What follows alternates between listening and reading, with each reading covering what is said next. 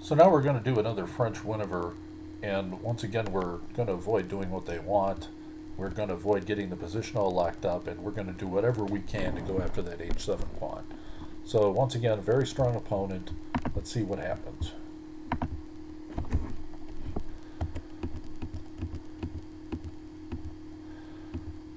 Okay, so this is the non-standard move, and it's easy to respond to and get equality.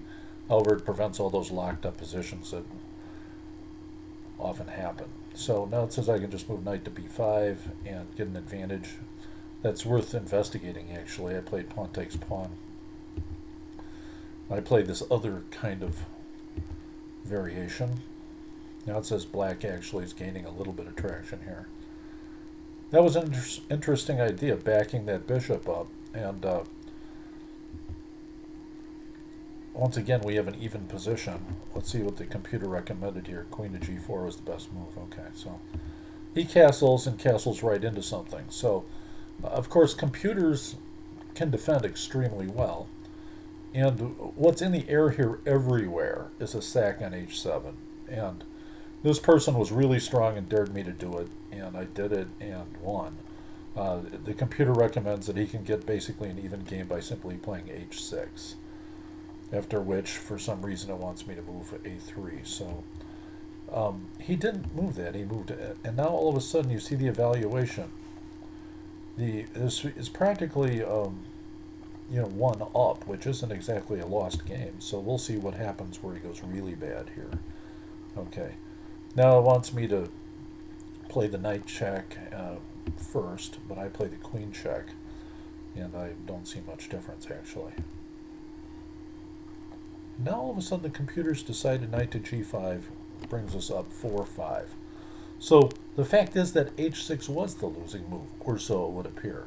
Or maybe the king capture was. The computer's completely changed its mind. Where it was up 1, now it's up 6. So now it's completely correct. And it's recommending lots of different moves, and this game's over. You know, he allowed the Greek gift sacrifice. So we'll see how many exact moves I get correct. This is almost like automatic. King to g8. Now it says rook to f1. Okay, so I didn't play rook to f1, I'm sure. I don't do that. Now it says he's got a way out. Look at this. So I falter. I play h4. And rook to f1 was the right move. So pardon me for screwing up in this situation. We'll see if the computer changes its mind again. He has to really deal with a lot of issues here. Obviously, he moved bishop to e8, which, is a ridiculous move. It clogs his own kingside escape squares. So the computer's saying that he can move knight on b to c6. Now see, I'm up 2 again, which is basically a winning advantage. Okay, so now all of a sudden we're up 18. So here we go. Now he loses the queen.